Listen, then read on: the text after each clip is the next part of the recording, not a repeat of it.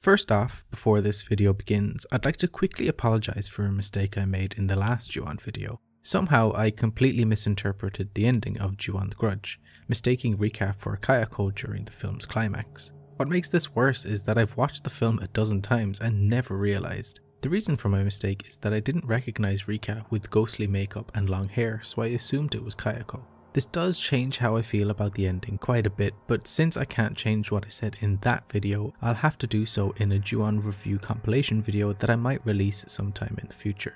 There I can amend any mistakes and add info I wasn't aware of when I released the videos initially. In an attempt to right my wrongs, I have pinned a comment on that video that explains the proper ending.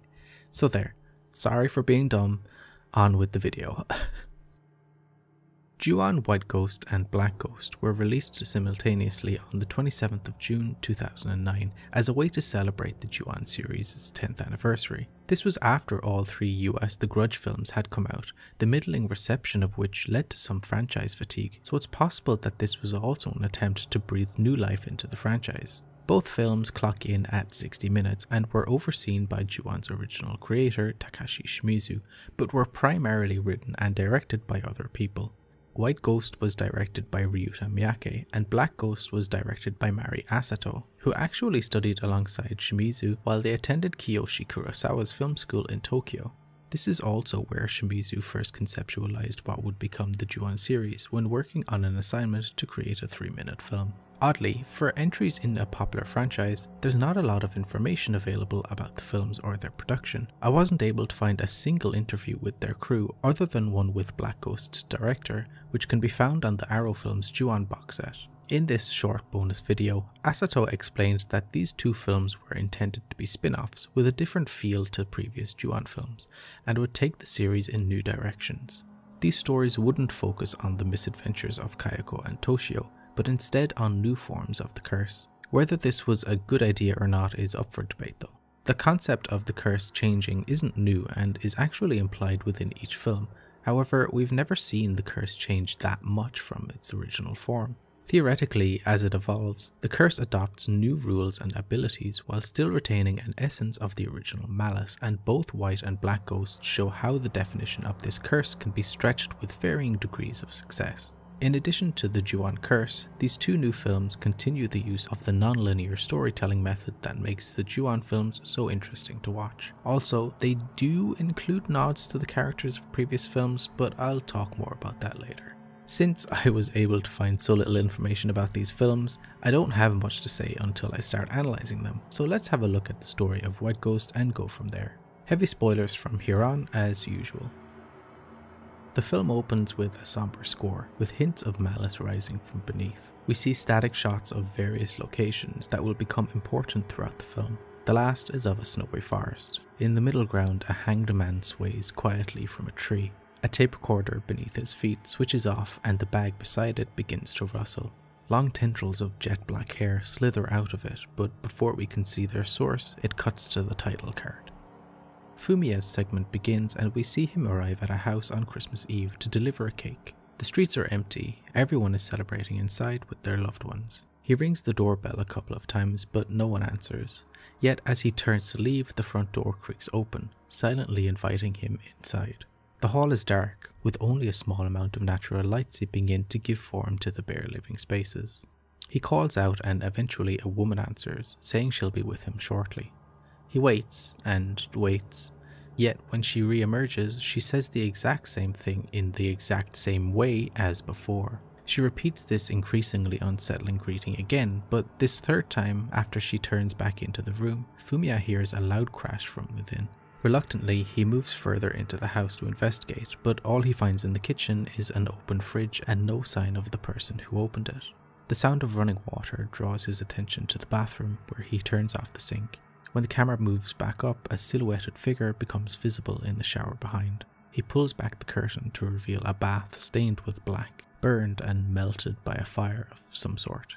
Before he can ponder this strange scene further, his attention is once again redirected by a schoolgirl walking past the door and going upstairs. He follows, slowly climbing the steps and entering her room after her. The hat and bag she wore are hung on her desk chair, and when he glances towards the bed, his eyes are met with the gruesome visual of the girl beheaded. her blood dyeing the once clean white sheets. Fumiya stumbles downstairs in shock and hears the familiar greeting come from the kitchen again. When he enters this time, he finds the woman lying dead at the base of the open fridge with a knife in her back.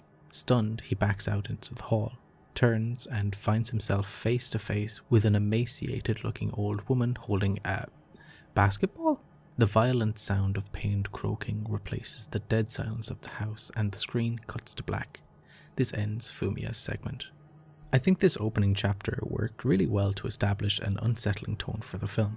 The gradual build-up to the reveal of the two bodies was really effective, and the stomach-emptying, pants-filling image of the young girl brutalized on the bed was a great payoff for the tension escalated by the strange occurrences beforehand. What I like most, maybe that's not the best way to phrase it, what I think made the first body's reveal so effective is that there's seemingly no sign of struggle. It appears as if the girl's head was removed while she lay asleep. The relaxed nature of her pose contrasted greatly with her gory appearance. I also liked the woman's repeated greeting. I did detect something slightly off about her from the first time she slowly turned away, and my suspicions were confirmed when she replicated the greeting perfectly. Clearly a spirit stuck reliving their last moments for eternity. It was very cool and disquieting. The same cannot be said for the basketball granny though. Not only was her jump scare incredibly weak, relying on the loud croak sound stolen from Kayako, but the choice to have her hold a basketball of all things just comes across as comical. It ruins any sense of dread or horror because the first thing that anyone who sees her thinks is, why is this granny holding a basketball? Other than that, I really enjoyed this first segment. The only issues I had were the basketball granny and the camera work, which to me felt a little more amateurish than the last couple of Juon films. Kashiwagi's segment opens with him dropping his daughter Akane close to school in his taxi.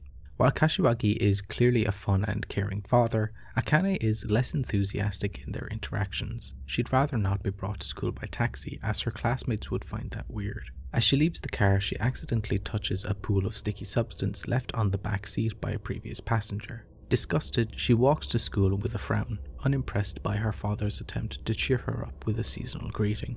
We next see Kashiwagi parked below an overpass struggling to clean the back seat. A call comes in from dispatch to notify him that the police would like to speak with him about a customer he had this morning. He wonders what customer it could be before looking in the rearview mirror and seeing a vision of a young man sitting in the back.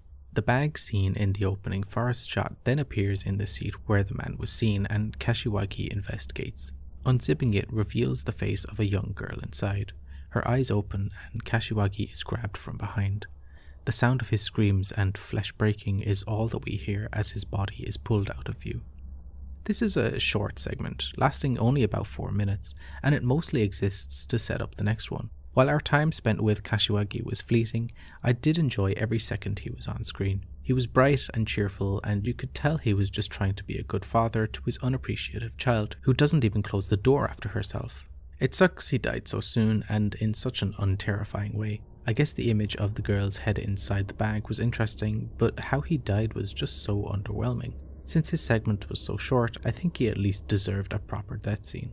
This segment is unimpressive, which is unfortunate because I was fond of Kashiwagi's character. 7 years later, we join Akane as she works on some art after school. She closes the window behind her in order to quieten the distracting sounds of children outside, but then begins to hear voices inside, seemingly originating from the faces drawn and sculpted around her. As they intensify, another voice chimes in, calling her name. 2 of her classmates stand by the door, intending to request her to perform a seance with them. The 3 sit in a circle with their fingers touching a coin. Naomi questions Akane on her ability to sense the supernatural, clearly skeptical and dismissive about it since their ritual has provided no results so far. Since no dead celebrities are showing up to communicate with them, Naomi suggests trying Akane's father. What a fucking bitch. They decide to give up and begin the closing chant, but before they finish, the coin begins to move on its own, spelling out Mirai, which means future. Suddenly, a 4th finger joins the 3 and Akane jumps back in shock. She flees the room. It seems this isn't the first of this kind of experience she's had.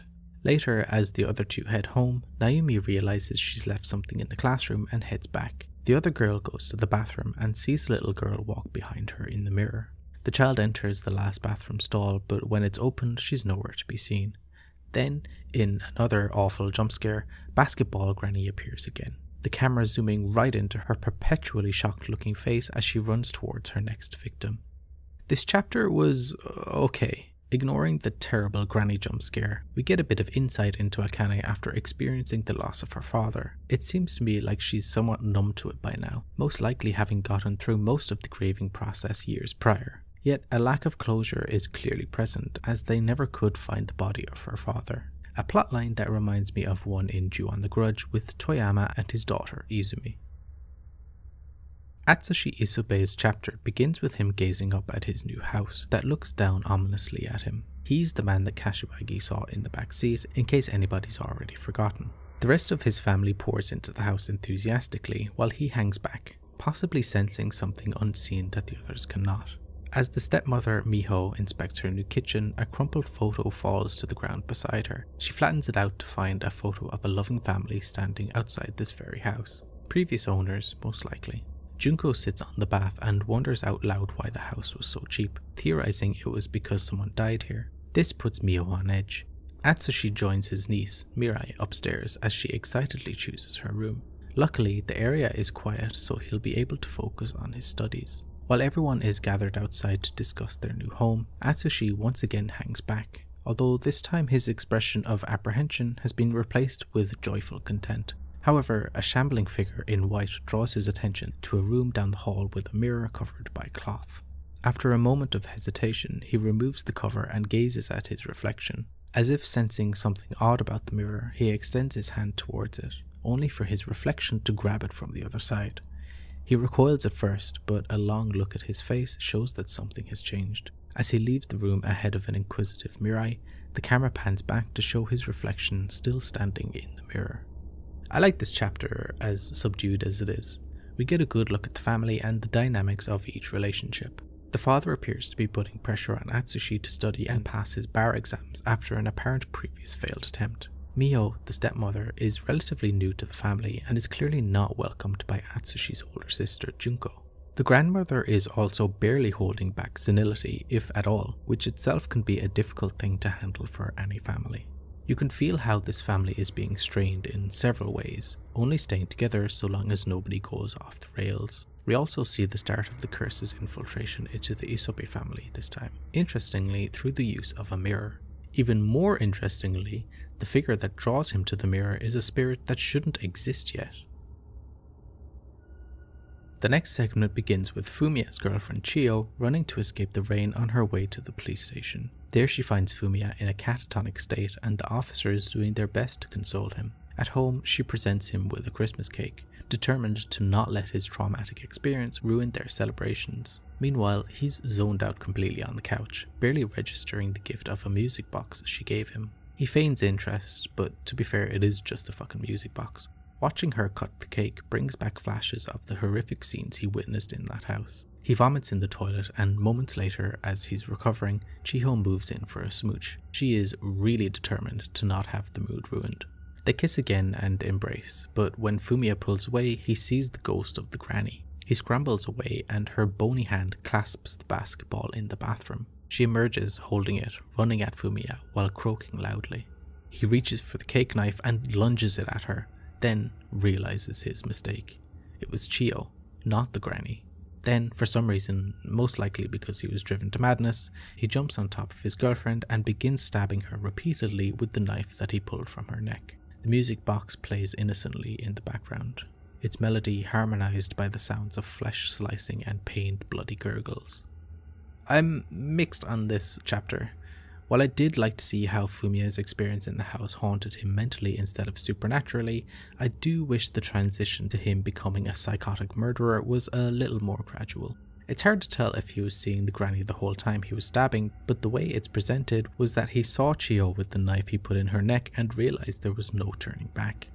It's a weird moment, and I encourage people to comment any thoughts or interpretations they have. Mirai's segment is a difficult one to discuss, so in the interest of sparing certain people discomfort, I'm including a content warning for incest and sexual abuse here. Skip to the start of the next chapter using the timestamps if you'd like to avoid that. The chapter begins by showing Akane strolling through a neighborhood until she realizes she's passing by that house. She hears the voice of Mirai calling her name from the other side of the wall and has a flashback of a day in her childhood visiting the house. The two friends chat over orange juice. Mirai's been home sick recently, so they have a lot to catch up on. Her grandmother wanders in, holding her favorite basketball, and gives Akane the dirtiest side-eye I've ever witnessed. Mirai escorts her out and asks Akane to stay a little longer. Apparently, she prefers not to be left alone here with her uncle. As we watch Atsushi listen to audio tapes of lectures, Mirai tells her friend of her experiences of sexual abuse at the hands of her uncle. Mirai can't confide in anyone else because she doesn't want to cause issues within her family.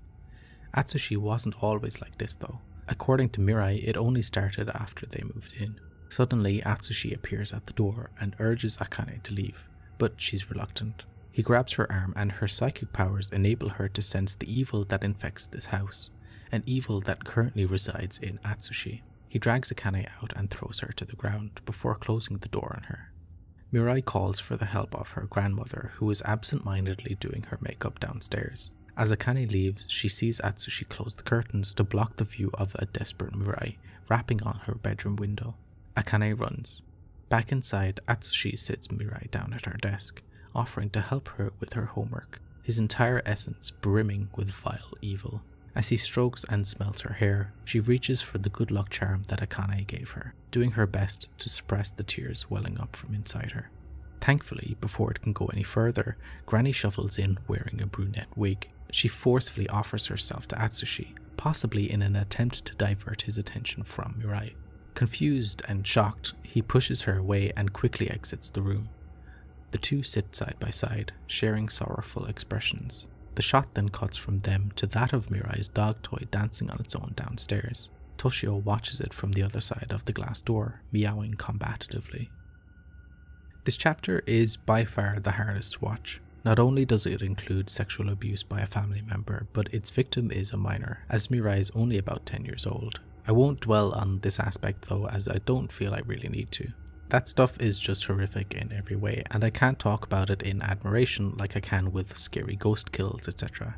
We do see how badly the house's curse is affecting Atsushi though, as his demeanour is completely different to how he was when we first saw him. Where his interactions with his niece were once loving and playful, they're now cold and sinister. On my first watch, I thought the house was also affecting the granny, possibly possessing her and making her act strangely towards Atsushi. On a second watch while writing the script, however, I've realised that what she did was an attempt to either save Mirai from the abuse in the only way she could, since she's seemingly non-verbal and definitely doesn't have the physical strength to fend him off, or she's trying to scare him away by freaking him out so much that he won't try to touch Mirai again, because he in turn might be assaulted by the granny. It's a complex situation for sure, and it's not at all fun to talk about. The only other thing I wanted to mention regarding this chapter is how oddly placed the shot of Toshio is. It doesn't seem to fit at all. To be honest, this film so far has included the original ghosts so little that it might as well have not done so at all, especially if on the rare occasion it does, their inclusion feels completely out of place. In Yasukawa's segment, Kawabata, a detective at the local police station, is searching through a collection of evidence boxes. He pulls out a stack of documents bound together with twine. As he looks through them, a cassette tape falls to the ground behind him. He picks it up and it starts playing by itself without the aid of a tape player. For those of you who are under the age of 25, this is not normal. He loads it into a tape player as his colleague Yasukawa joins him in the room. A male voice comes through the speakers repeating the phrase, "I'm going soon, I'm going." Yasukawa, recognizing the audio, looks to his colleague and finds him standing in front of the tape player, transfixed. He dashes over, removes the tape and breaks it under his heel, snapping Kawabata out of his hypnosis. Later, the two discuss the case that the tape originated from, the case of a family massacre and suicide that happened 7 years ago. Yasukawa explains that the tape recorded the moment of the culprit's suicide, and that he disposed of the tape after it seemingly caused a fellow detective to kill themselves, only for it to reappear again. The tape contained another voice other than the one Kawabata heard, the voice of a child.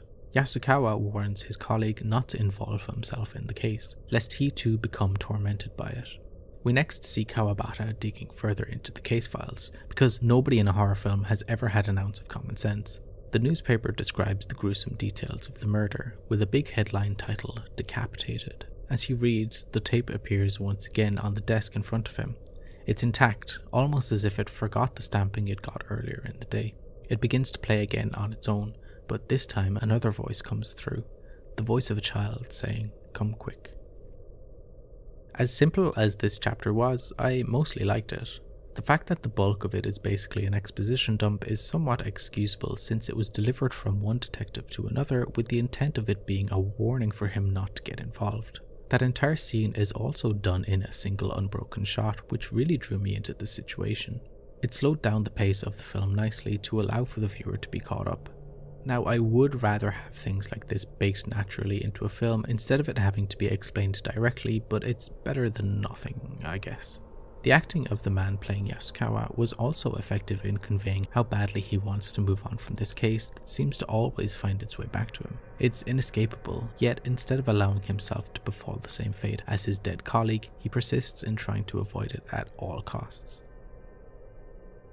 The final segment begins with a conversation between Atsushi's parents about his failing grades. The father places all of the responsibility on his wife, but Junko reminds her, rather brazenly, that she needn't worry since she's not his real mother anyway.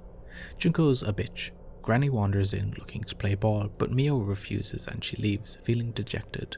The father starts going off on Junko for being just as much if not more of a failure than Atsushi, considering she gave birth to Mirai at the age of 16. As Junko retorts, claiming loudly she would have had an abortion if she were allowed, we see Mirai struggling to focus on her homework upstairs. Atsushi is in the next room listening to a lecture tape when it begins to malfunction. He hears the recording of his own suicide in the future. Startled, he throws the headphones off and stares at his own reflection in the window. The darkened visage stares back at him as the warped voice of the tape beckons him to join them. The echoing ticks of a clock then sound out as we visit each family member. Granny does her makeup in the mirror. Mirai lies awake with glassy eyes. Mio diligently does the housework while Junko watches TV leisurely. Then, as the clock stops, Atsushi enters his parents' bedroom where his father sleeps, a baseball bat in hand. He bludgeons his father with it and leaves, dropping the bat on the way out.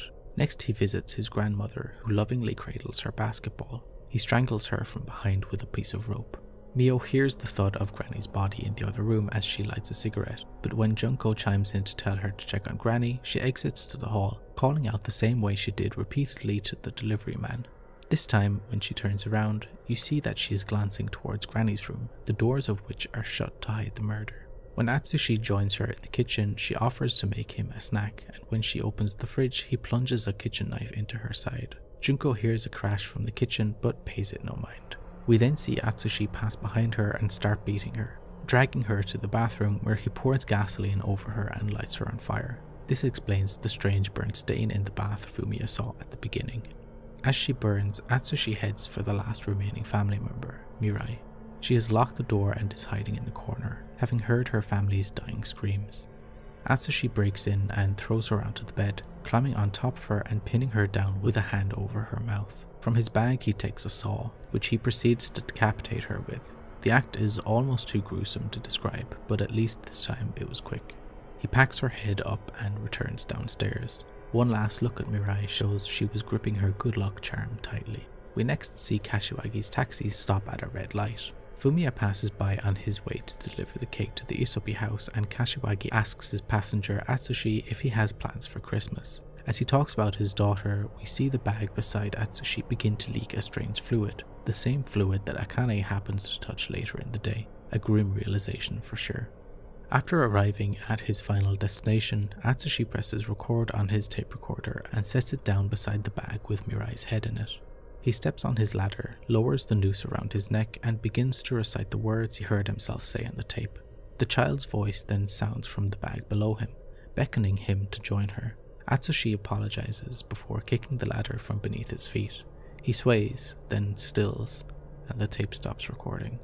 The next shot is of Akane arriving home after a long day, 7 years in the future. She prays in front of her father's altar and hears her mother enter the front door, yet the woman is nowhere to be seen. As she approaches the door, a familiar voice calls to her from the corner of the room. A small girl in a school uniform stands facing away from her, and as she turns towards Akane, images of her betrayal of her childhood friend flash through her mind. She begs for forgiveness until the child disappears, leaving only the good luck charm at her feet. She holds it close and treasures it as a possible final farewell from her once beloved friend. And that's the end of Juon White Ghost. I didn't get a lot from this film, but I think that's because it doesn't offer a lot. Where previous films gradually increase the mystery, tension and scares, White Ghost seems to just meander through events, so much so that when the film's climax happened it felt completely underwhelming because there just wasn't any build-up. Where I think White Ghost goes wrong is the stories it chooses to focus on. I think it should have either followed the Grudge's example by showing the family's murders as flashbacks and spending more time with Akane or Kawabata, although that might have been too derivative of the Grudge. Or it should have focused entirely on the Isobe family's downfall, Atsushi in particular. As it is, you don't get much more than surface level info of the family members, when a closer look at the characters and their dynamics would help towards understanding their eventual fates. Instead, the film is split between the Isobes, Akane and Kawabata. While Akane's story does seem to reach a conclusion, I don't think the film did enough to make it a satisfying one.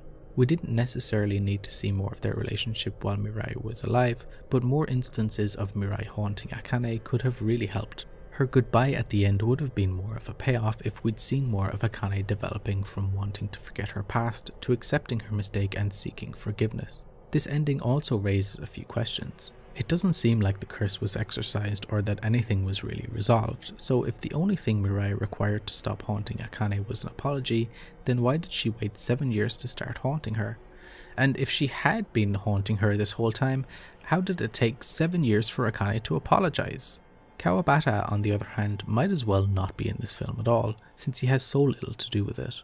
In both he and Akane's case, even though Akane's story technically did finish, their encounters with the ghosts peak at the same level as scares from the first act of previous films. The detective has 2 light scares with a cassette tape and Akane only has a couple of brushes with Mirai. For this reason, it feels like their stories are only beginning, and if this was the start of an episodic series, I might be more forgiving, but it isn't. It's a strange case where it feels like half the film's plotlines don't even start and the other half have already concluded. We already know that the family died and it's not difficult to figure out how. When watching Atsushi murder his family, no part of me was shocked. I never thought, oh, so that's what happened. It's entirely underwhelming. White Ghost is a disappointing film. Its scares are mostly either weak or non-existent. Its plot is misdirected, leaving it split between 3 narratives and not exploring any of them satisfyingly. It adopts the name of an established IP and utilizes barely any of the elements it's known for, and even the few it does use are mostly wasted, reduced to little else than references. It feels like a film made by someone who only half watched a previous Juon film, their understanding no deeper than non-linear storytelling, croaking ghost, meowing boy ghost. When I first watched this film years ago, I turned it off after about 20 minutes, probably immediately after one of the granny scares actually. What I'd seen hadn't grabbed me in the way the previous films did, and coming straight from the insane high of Juon the Grudge 2's ending, this was quite the fall. But hey, we still have another film to watch, so let's see how Black Ghost fares. Black Ghost opens with a group of children heading home in the rain after school. One boy stops and looks back at a classmate staring out of a nearby window. The unnatural darkness behind envelops her. You can almost feel its hands grabbing at her as she mutters silently to herself. The boy turns to leave, but sensing something wrong, looks back to see the girl slam the window in a panic and fall out of sight. He runs to get help after seeing her convulsing on the floor. While he's gone, we see her settle down and a ghostly croak emerges from her, which continues long after the screen fades to black. It's a quick intro scene that differs from White Ghosts in that we don't see someone become exposed to the curse. This girl has already been exposed and thus the mystery of how it happened is formed. Throughout the opening credits, we are shown images of the murdered Matsuoka family accompanied by a news report describing the crime. Paired with the melancholic music laid beneath, it creates a feeling of intense solemnity and ominosity. It succeeds in achieving the same tone as White Ghost and the Curse before it, with the use of the same piece of music, but I think it fits here best. The shots of the bodies and their timing work better here than in White Ghost. There we saw rooms devoid of life. Here we see rooms robbed of life. Tetsuya's segment begins with the disrespectful youth checking out the recent crime scene. He clears off with a glare from a police officer though, showing he's not really as brazen as he seems. It's more of a youthful cheekiness, I guess.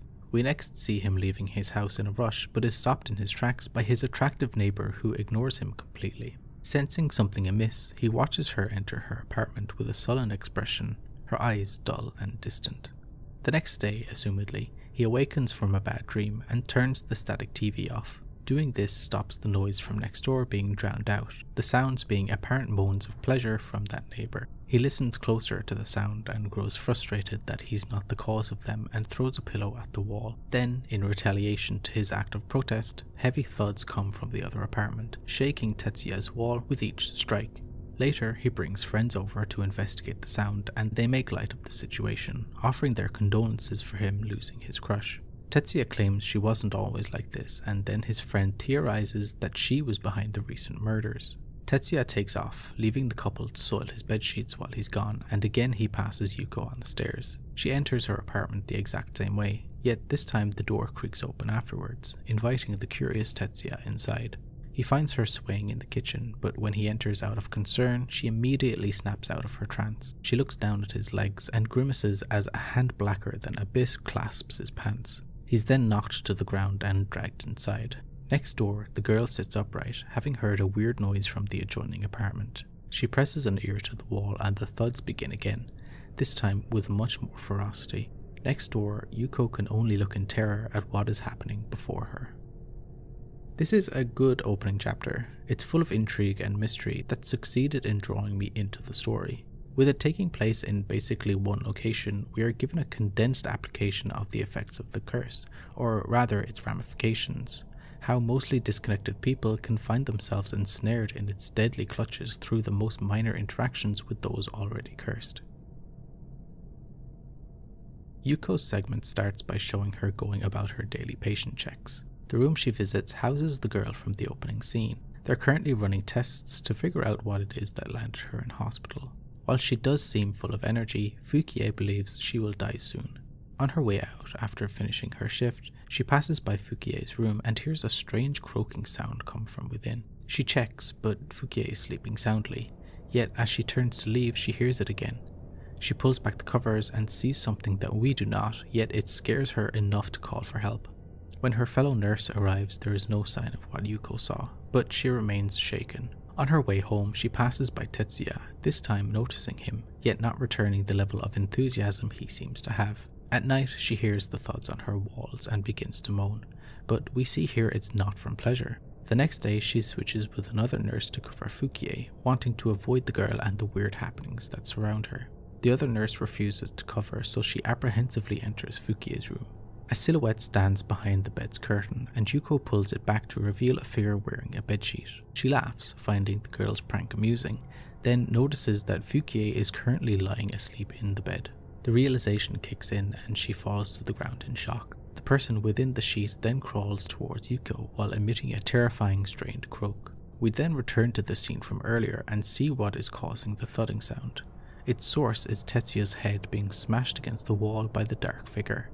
Blood runs down the plaster before his lifeless eyes. The entity casts its corpse aside, having had its fun, and turns its gaze to Yuko. She recoils in fear as its bloody fingers curl around her face. One thing that stood out to me in this chapter was how it cut back to a scene from a previous chapter. As far as I'm aware, this hasn't been done in a Juon film before.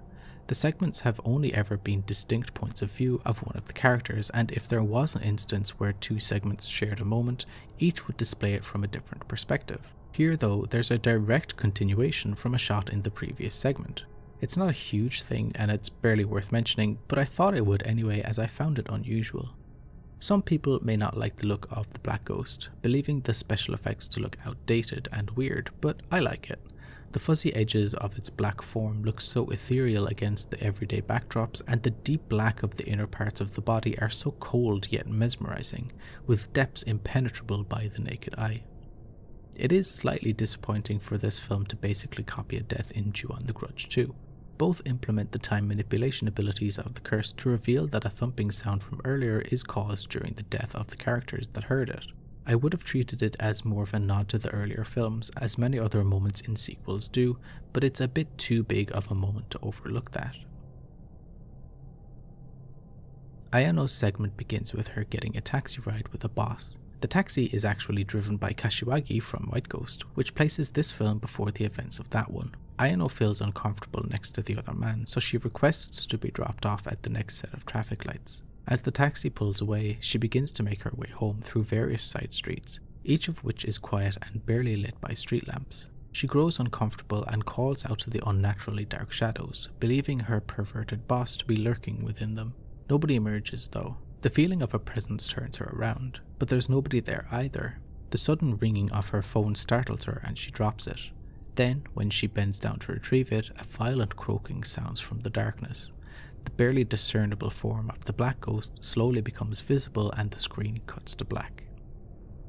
This is a short segment, but I think it works. The use of extremely deep shadows in the quiet alleyway makes the most of our knowledge of the black ghost's appearance. We know it is composed of almost complete darkness and shadow, so we can't help but search for it every time there's a pitch black area on screen.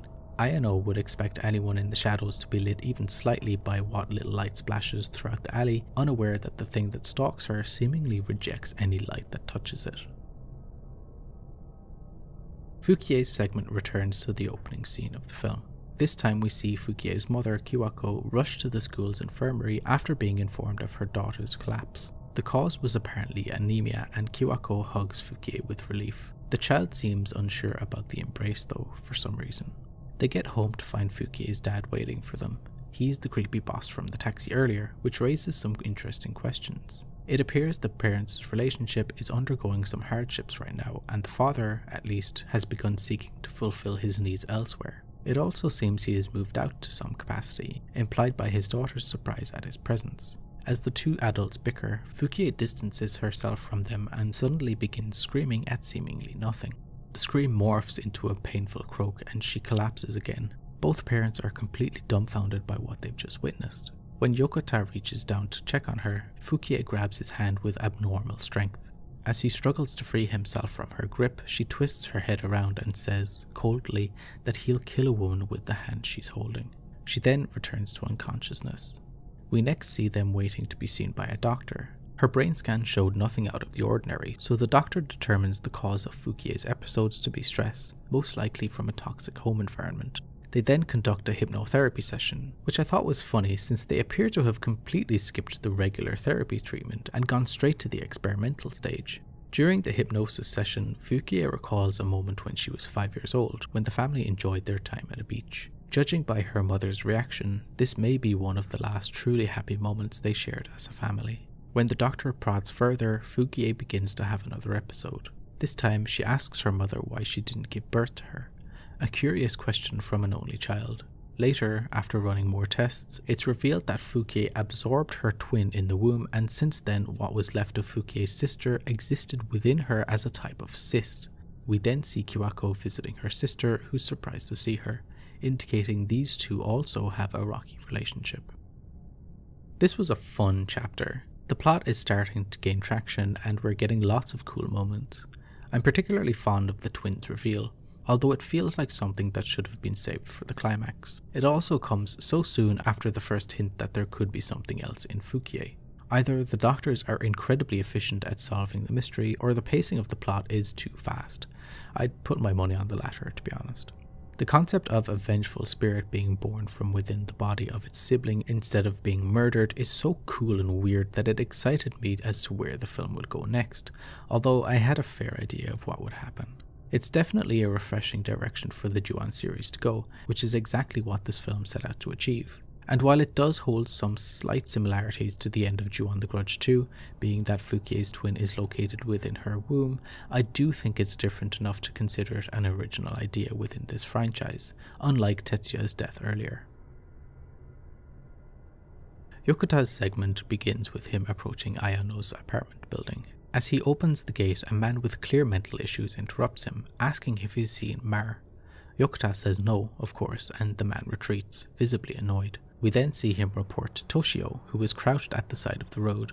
It's another weird inclusion of Toshio in these ghost films. The moment clearly exists as fan service for those who've watched the previous films, but it just doesn't fit within this film.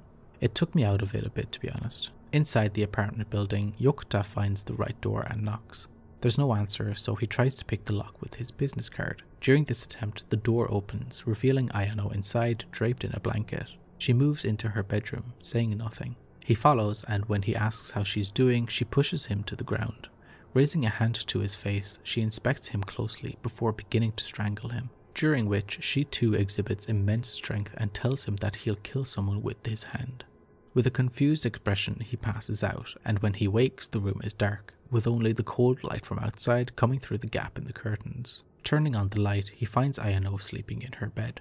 Not wanting any further confrontation, he begins to leave but notices his belt is missing from his waist. It's hanging out from under Ayano's quilt, but when he tries to gently pull it free, Ayano's corpse rolls over, revealing the end of the belt wrapped around her neck. Her lifeless eyes meet his, and he falls to the ground, questioning himself.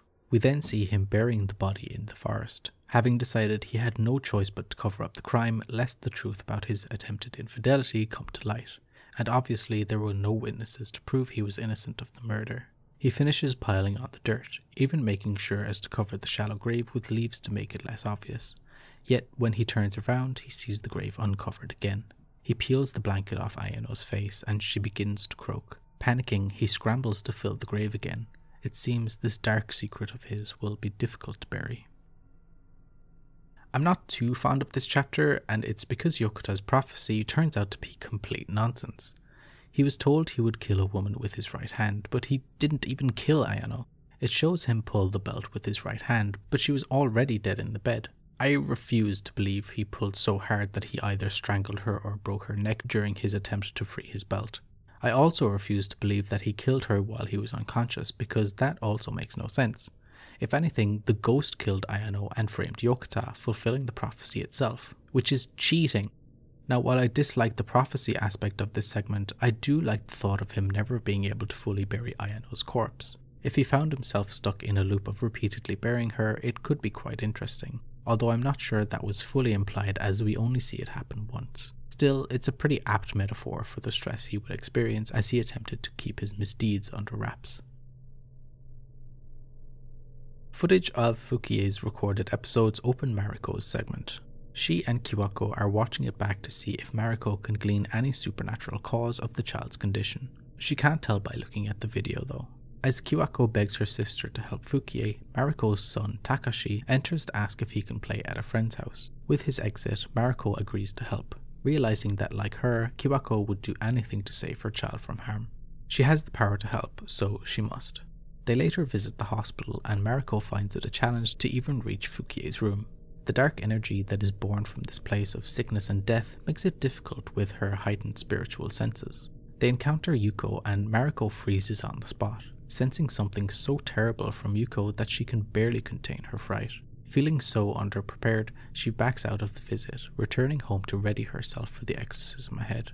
She spends the next 3 days purifying herself and placing protective talismans around her home to ward off evil. The day finally comes and she bids her sleeping family goodbye before casting a protection spell on the house behind her. This time, she ascends the hospital's stairs without hesitation, determined to rid this place of the awful curse that infects it. They darken the room and begin the ritual to cast out the evil spirit within Fukie. As Mariko chants, Fukie begins to stir and scream. The spirit within her womb rises to the surface of her skin. Its haunting face stretches her belly and lets out a defiant croak. Mariko plunges her knife down to prick the spirit's face and it is seemingly quelled. All goes quiet in the room and Mariko relaxes, drenched with sweat. She succeeded in casting the spirit out of Fukie's body. As Mariko leaves after seeing that all is well again, Kayako calls after her to thank her. Mariko replies with, "See you again, sister," showing that their relationship has been mended. Mariko is woken up that night by the phone ringing downstairs. She answers and hears the voice of Fukie saying she'll be right over. A bad feeling sets in as the doorbell rings. Someone is trying the handle and Mariko looks through the glass to see Fukie standing outside. Startled, she backs off and senses something else behind her. She turns to see a spectral Fukie standing in her hall, her skin an unnaturally pale white, with the same fuzzy quality as the black ghosts. The other Fukie bursts through the door with unnatural strength. Mariko realizes that the girl who stands before her is not Fukie, but the spirit that lived inside her. She cast out the wrong soul. The cursed Fukie then punches a hole through Mariko's stomach and she falls to the ground. Looking to the stairs, she sees her son watching on with innocent concern. She tells him to run as she's dragged out of sight, but we already know how this ends. Fukie's spirit observes helplessly as her body climbs the stairs to slaughter the remaining family members. The last thing we hear is the father's scream. This chapter was great. I love the trope of psychics confidently entering a place with the intention of doing away with whatever lowly curse is in there, only to hightail it out when they realize they're no match for it. It establishes the curse as something to be truly reckoned with, which helps build hype when entering the climax of the film. I also quite liked the reveal of the exorcism mishap. This film has been a lot more entertaining than White Ghost because it's a lot better at building intrigue and having interesting plot developments. The one thing I didn't like was a specific shot of the belly spirit. While the special effects shot of the face emerging looked amazing and grotesque, the practical effects shot makes it look so goofy that it made me laugh. I think this could have been avoided by not having the belly extrude to a comedic level, but it is what it is. The final segment, Kayako's, begins with the mother sitting at Fukie's bedside. This is clearly carrying on from the events of the last chapter as Kayako looks completely drained of life. As she sits, she sees her daughter's spirit. She probably isn't aware that Fukie's body was the culprit behind her sister's murder, but she puts two and two together and understands that the wrong spirit was expelled. On the roof, Mariko's spirit apologizes to her through the veil of a drying bedsheet. Kayako then returns to Fukie's room with a wheelchair, places her in it and returns to the roof. She speaks to the vengeful spirit, determined to end its evil doings and get revenge for her lost loved ones. She tips the body out of the chair, drags it to the roof's edge and carries it over the edge with her. As the blood pools around the twitching bodies, the black ghost watches on from nearby. Now without a vessel to inhabit, it's free to roam and wreak havoc, leading to the events in Tetsuya's chapter. It breathes a long croak as it passes the man looking for Toshio's cat, and the screen cuts to black. And that's Juon the Black Ghost. I enjoyed Black Ghost for the most part. While it's not necessarily scary at all, it does have a solid narrative that is told well through the non-linear storytelling method, which also allows for suspenseful and satisfying reveals. More so than previous films, I think it did a better job at keeping me engaged for the purpose of finding out what happens next. This would be a good trade-off for not keeping me engaged for the purpose of seeing more scary things if this film wasn't supposed to be a horror film. Its horror elements are light and not even very violent, which can certainly be a deal breaker for a horror film. Many people consider Black Ghost to be boring, and I understand that if you go into it expecting to be scared, which to be fair is what you should do because it's a Juon film. The mystery takes precedence over the horror, which is disappointing. As much as I dislike White Ghost's basketball granny, she was technically scary. Her appearance and behaviour, minus the basketball, were both a whole lot scarier than the Black Ghost, which rarely does anything other than stand menacingly in the shadows. The camera work is a lot better in this film than compared to the last. I'm not sure what the budget for these films were, but this one is noticeably more professional looking. This of course helps with the increased use of special effects. I'd guess Black Ghost was given more of a budget to accommodate the intent to use special effects for its ghosts, while White Ghost relied entirely on practical effects, clever camera use and editing, meaning it could get away with a smaller production. That's just one possibility though. It could very well be the case that White Ghost got shafted and had to make do with what comparatively little budget they were allocated. Juon, White Ghost and Black Ghost give me conflicted feelings. While I wasn't fond of White Ghost due to its lackluster presentation and derivative nature, I enjoyed the direction Black Ghost took as it was something we hadn't seen before in the series. While these films aren't officially part of the canon timeline, if we imagine that they are a continuation, which is possible due to the open ending of Juon Grudge 2, then it's clear that the curse has evolved quite a bit. In the prior films, it's implied that the curse spreads and changes as it encounters new victims, so it's relatively justifiable that there wouldn't be many of the original elements left. But I find that an unsatisfactory reason. What's the point of this film being a spin-off from the Juon franchise when it retains so little of the original concept? If all that remains is Kayako's croak and brief inconsequential shots of Toshio, then would it not be better to discard these unnecessary references and create something original?